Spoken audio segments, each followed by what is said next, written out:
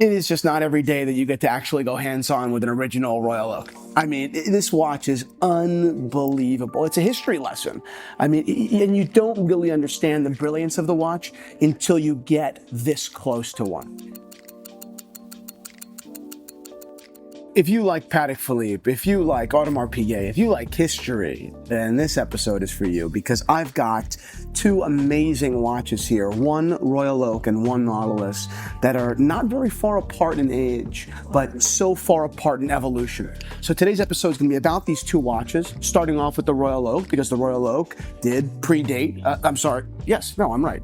What the heck? Wait for it. The Royal Oak, of course, predated the Nautilus. Royal Oak being introduced in 1972, the Nautilus in 1976.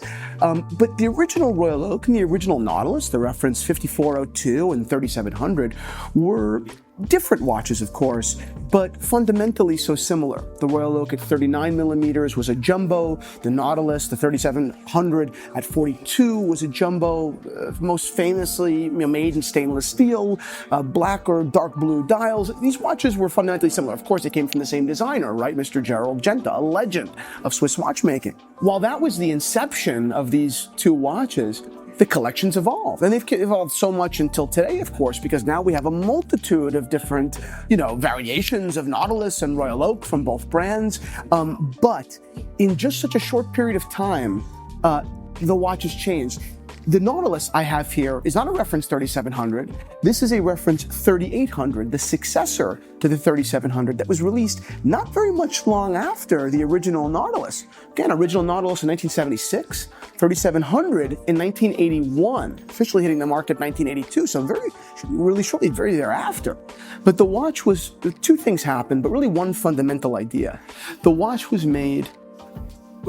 original idea to be irreverently casual and, elegant but sporty changed. Patek Philippe said to the world, okay, what if we compromise with you a little bit and introduce this Nautilus in something that was a little bit more traditionally luxurious, a smaller, more elegant size, a daintier watch, right? Something that was more reminiscent of the past, even offered in more precious metal, also two-tone, which I believe was the most popular of the metals. Now, what's funny, a fun fact about the 3800, the successor to the 3800, is that the 3800 at the time of its release was actually more expensive than the 3700, which of course has grown to just become one of the most collectible wristwatches in all of history. The 3800 is no slouch either, of course. This is an amazing watch, but the retail prices at the time of release were a few $100s off. The 3800 was about $3,000 flat, whereas the 3700 was something like $2,800, $2,840, I believe. It's pretty interesting. Anyway, back to the watches themselves. Let's start taking a look and getting my thoughts and your thoughts on the designs themselves. I am immediately struck by the beauty and the imposing size of the original jumbo Royal Oak, this being the first reference. I mean, the condition, first of all, on this example is unbelievable. Whoever sourced this watch at London Jewelers did a magnificent job, because the condition is just gorgeous. It's so sharp. Of course, you're not going to cut yourself, but the original design and its point was to make you feel as though you could theoretically cut yourself, okay? It's absolutely beautiful. The beauty, the brilliance of the Royal Oak was this balance, this juxtaposition of industrial design and elegance, right? Hard lines, sharp edges, and ultra-thin profile. Something that had never been done before, something that was absolutely brilliant. And this example just exemplifies that really, really well. Now, I personally am a huge fan of the Royal Oak, particularly these ultra-thins. Now, it had never even occurred to me that someone could find these watches too aggressive, too industrial. Now, I think that those opinions, which do come out now and again, these are bold, polarizing designs. Gerald Genta knew that when he designed them back in '72. It didn't even occur to me that this could be the case. And yet, of course, we walk back into history. The watch was not immediately accepted. It has been accepted. I mean, it was shortly thereafter accepted, but it has been accepted since by collector circles because people understand the brilliance.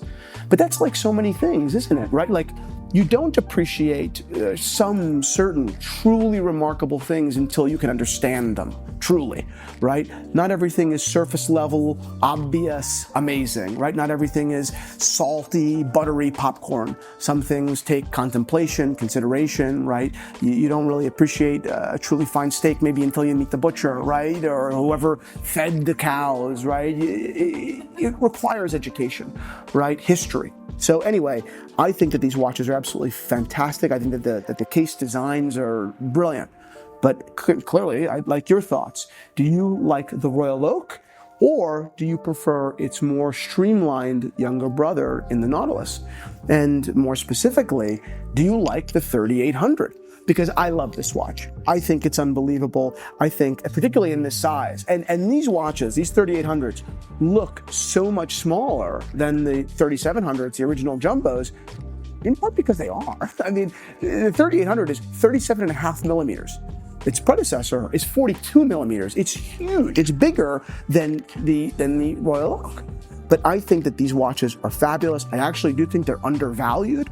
Not quite underappreciated because everyone knows about this watch and everyone loves it, but undervalued I do think a bit, particularly in dual metal, because dual metal hasn't been that popular again for very long. Dual metal was looked at as somewhat cheesy for a very long time, and I think that the larger cultural opinion was always incorrect, and now it's sort of corrected itself. But again, the same design principles remain. You've got ultra thin with a sporty, again, a sporty design with an ultra thin, elegant profile. I think it's fabulous. This Royal Oak and this Nautilus have so much in common, right? Their genesis, their designer, the theory, the design theory, everything is so similar. The brands are so similar. And yet, they couldn't be more different. They're not even very far apart in age. And yet they couldn't be more different. So I'd love your thoughts down below. Do you like these watches? Which do you prefer? Do you think that dual tone is tasteful and elegant? I know that I certainly do. And if you want to have a look at one or either of these watches, certainly come over here to London Jewelers Americana Manhasset, their temporary store while they're renovating this incredible boutique just a stone's throw away is next to Cipollini. So grab a cocktail and a piece of pizza or a pizza after you enjoy some shopping. The watches here are unbelievable. Their vintage selection, their Rolex CPO selection, and of course all the new stuff, unbelievable. Come have a look.